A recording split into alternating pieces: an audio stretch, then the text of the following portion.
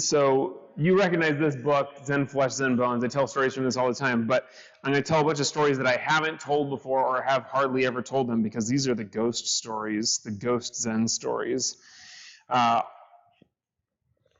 All of the stories in this book and a lot of Zen stories are really about death in some way, some directly, like some of the ones that you'll hear, and then some of them are about like they're all really on some level about death of the ego, death of the small self.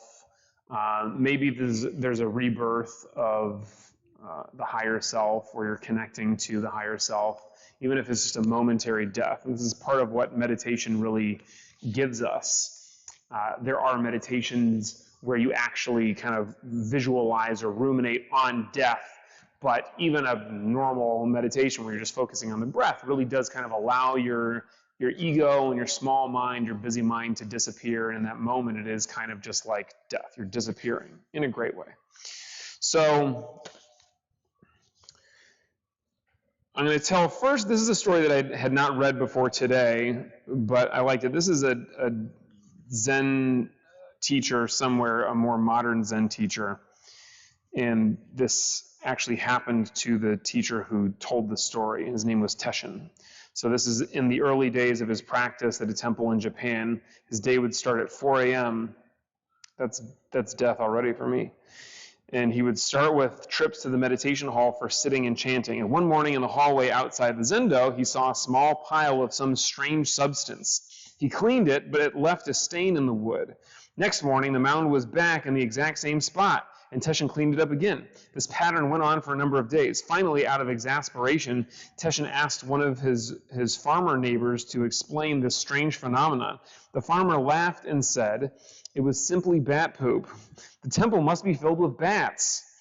Teshin searched high and low, but could not find any bats anywhere in the temple building. What now?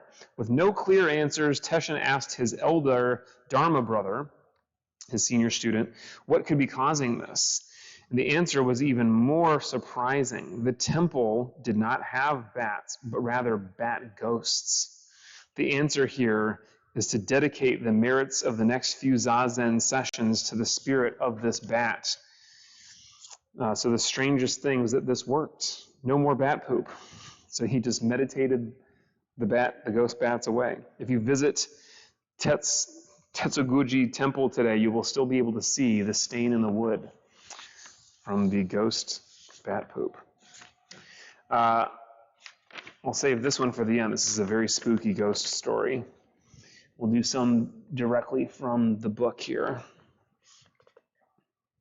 So the first one isn't really a ghost story, but it is a death story. So this is called Eshin's Departure. When Eshin, the Zen nun, was past 60 and about to leave this world, she asked some monks to pile up wood in the yard. So a lot of the monks in this story, or the nuns, kind of know at a certain point, they're like, I know that it's time for me to go. They can just sense their death is approaching. So that's what she did. Seating herself firmly in the center of the funeral pyre, she had it set fire around the edges. She's sitting there on a giant fire. "Oh, nun," shouted one monk, "is it hot in there?" "Such a matter would concern only a stupid person like yourself," answered Eshin. The flames arose and she passed away. So on one hand, it's a very messed up story. But on the other hand, it's great.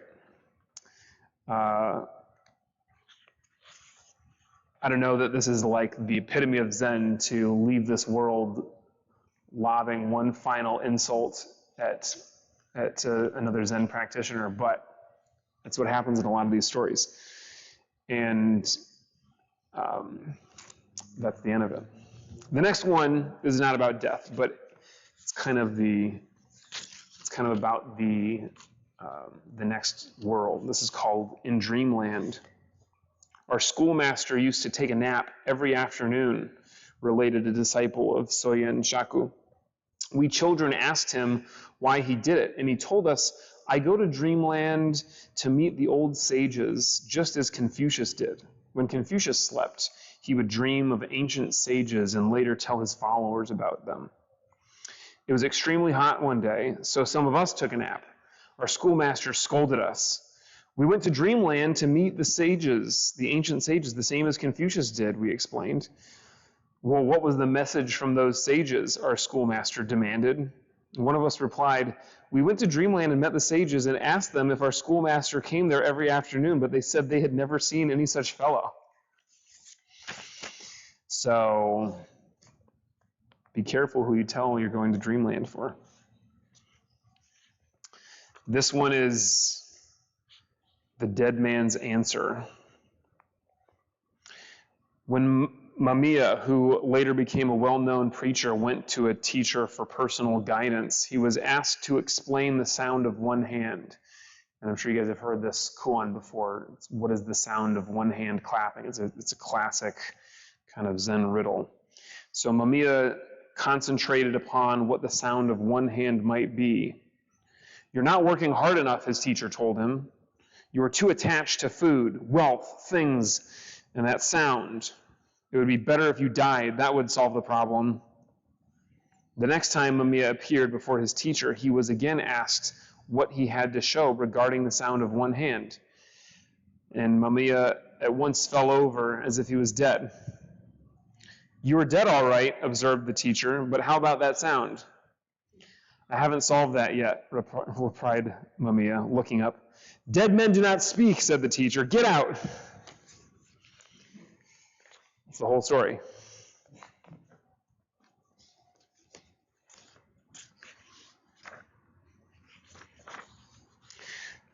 This one has an actual ghost in it. Am I going to read this one next? Yeah.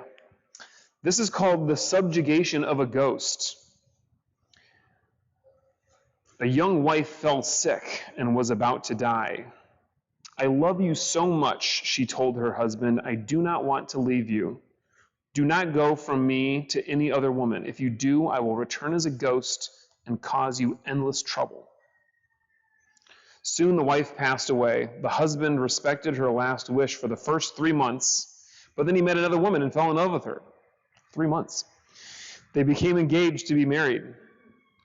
Immediately after the engagement, a ghost appeared every night to the man, blaming him for not keeping his promise. The ghost was clever too. She told him exactly what had transpired between himself and his new sweetheart. Whenever he gave his fiancée a present, the ghost would describe it in detail. She would even repeat conversations, and it so annoyed the man that he could not sleep. Someone advised him to take his problem to a Zen master who lived close to the village. At length, in despair, the poor man went to him for help. Your former wife became a ghost and knows everything you do, commented the master. Whatever you do, whatever you give your beloved, she knows. She must be a very wise ghost. Really, you should admire such a ghost. The next time she appears, bargain with her. Tell her that she knows so much you can hide nothing from her, and that if she will answer you one question, you promise to break your engagement and remain single. What is the question I must ask her? Inquired the man. The master replied, take a large handful of soybeans and ask her exactly how many beans you hold in your hand. If she cannot tell you, you will know she is only a figment of your imagination and will trouble you no longer. The next night, when the ghost appeared again, the man flattered her and told her that she knew everything. Indeed, replied the ghost, and I know you went to see that Zen master today. And since you know so much, demanded the man, tell me how many beans I hold in this hand. There was no longer any ghost to answer the question. So just keep that in mind, you guys. If you're being haunted, just carry a handful of beans with you. Problem solved. I'll give my response to that story. A very likely interpretation of that story is that the ghost was a figment of his imagination the entire time. And when we think of it in those terms, it's like kind of a ridiculous story. It's like his wife died, she's haunting him, he's broken his promise. It's all very dramatic and very complex, but we're haunted all the time by something, and it could just be our thoughts. Very often we create these very haunting scenarios that worry us to no end, and they are most often a figment of our imagination. Now, if only it were as simple as that, to just dispel all of our haunting thoughts with a handful of beans. It usually takes a little bit more, but that's part of the idea behind meditation.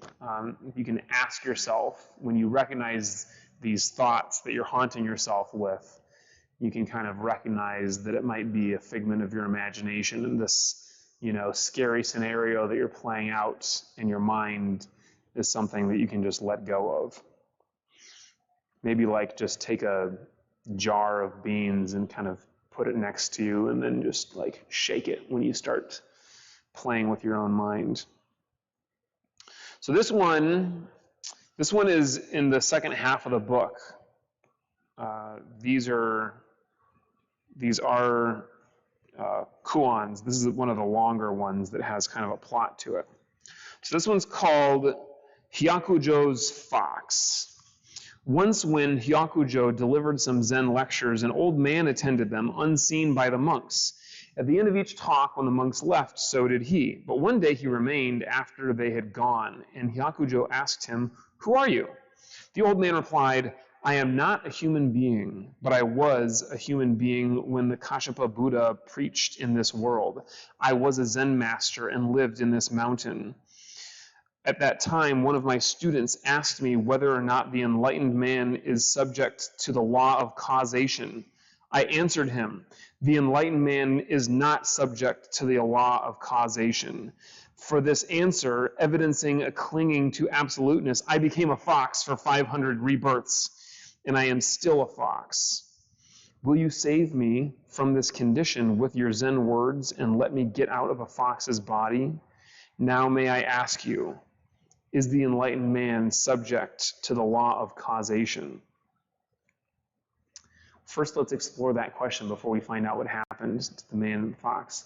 So I like to think about this all the time. I'm personally, I don't know what you would call this exact kind of philosophy, but basically a determinist, or I believe that it's impossible to escape the laws of causality, and like each action creates an equal and opposite reaction, and you could kind of trace everything that happens back to the Big Bang, and every thought we have and every action that we take is either depressingly or in a very freeing way absolutely not up to us at all, because it's all just a matter of the things that we've encountered so far in life, and the very specific arrangement of every atom and particle in the universe. So that's kind of the idea behind causation. If you're enlightened, could you break free of that? And part of the idea behind our meditation and even becoming enlightened is to kind of be able to create a pause between the input, the things that we're experiencing in life, and even the thoughts that we're having based on our previous experience. And there's a pause that we can create between that and then the action that we take. And so in that way, you could assume that there is a break, and maybe somebody could actually be free from causality. But then you have to look at it again and say, well, that pause that you're taking is also kind of, you're taking that because of causality. In any case, creating a pause is a great idea. If we just are reacting immediately without being able to pause and think our way through decisions, then that's an issue. So here's his answer to the question, is the enlightened man subject to the law of causation? Hyakujo said, the enlightened man is one with the law of causation. At the words of Hyakujo, the old man was enlightened. I am emancipated, he said, paying homage with a deep bow. I am no more a fox, but I have to leave my body and my dwelling place behind this mountain. Please perform my funeral as a monk. Then he disappeared. The next day, Hyakujo gave an order through the chief monk to prepare to attend the funeral of a monk. No one was sick in the infirmary, wondered the monks. What does our teacher mean? After dinner, Hyakujo led the monks out and around the mountain. In a cave, with his staff, he poked out the corpse of an old fox and then performed the ceremony of cremation.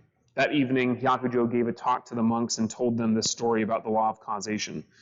Obaku, upon hearing the story, asked Hyakujo, I understand that a long time ago, because a certain person gave a wrong answer, he became a fox for 500 rebirths. Now I want to ask, if some modern master is asked many questions and he always gives the right answer, what will become of him? Hyakujo said, you will come here near me, and I will tell you. Obaku went near Hyakujo and slapped the teacher's face with his hand, for he knew that this was the answer that his teacher intended to give him.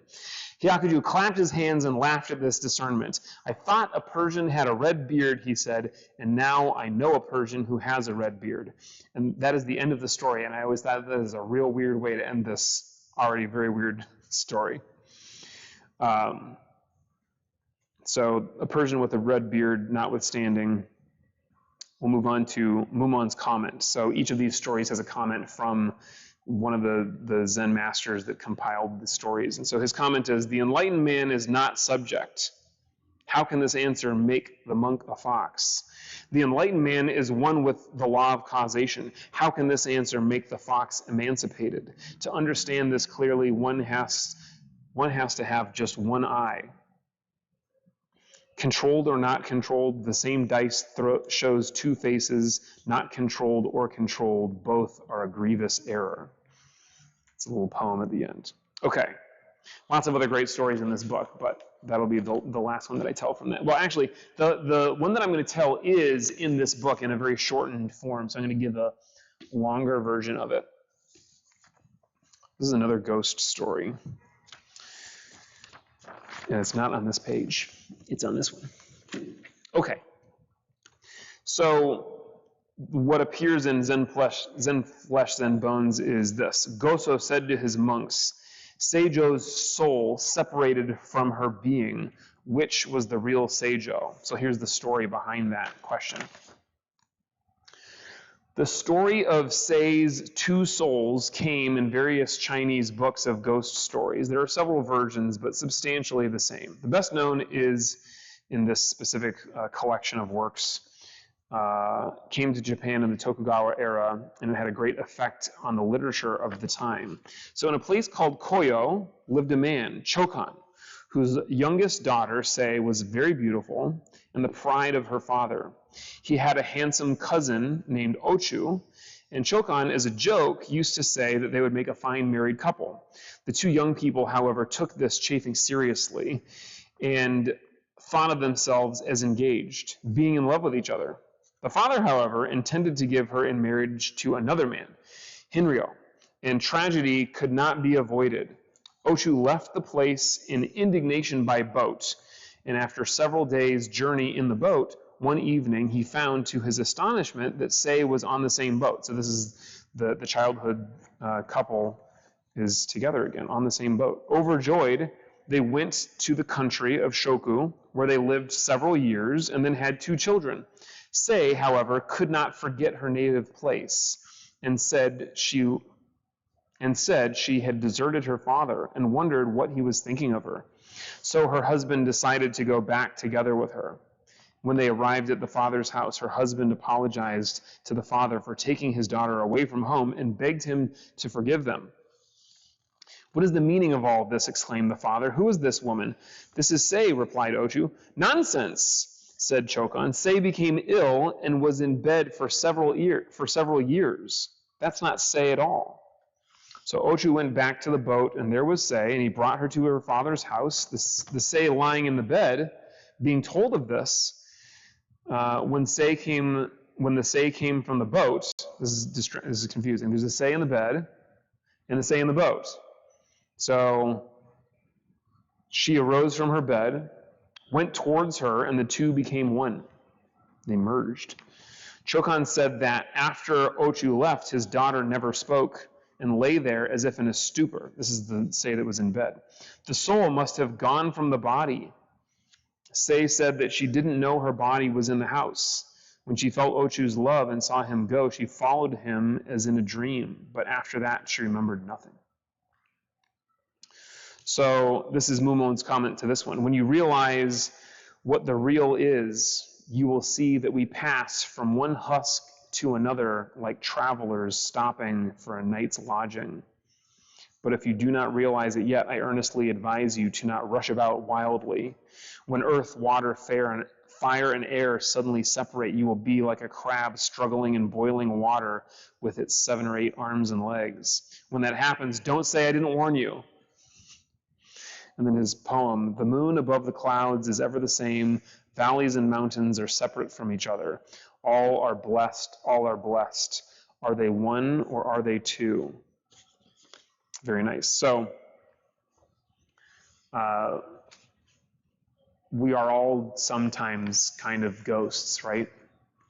Maybe our mind is wandering, and instead of being present in this body where we are, we're kind of like a ghost somewhere else. Or sometimes we just move through the day like zombies, and we're just kind of a husk of ourselves. This is part of the idea behind this story, is that we're kind of always moving from one like way of being to the next, but that's not really the way to be. We're meant to just be here, present.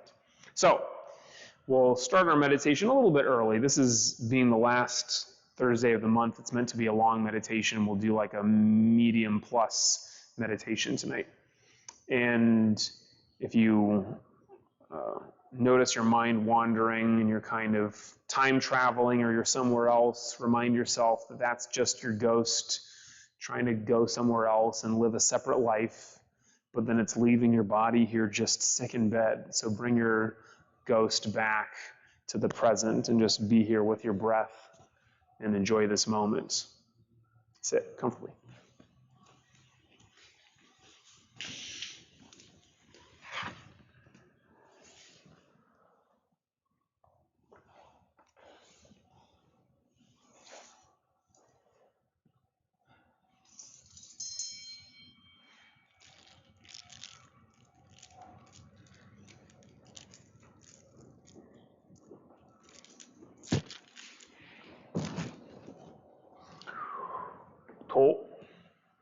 Close eyes, spine straight, eyes upturned, relax, watch the breath.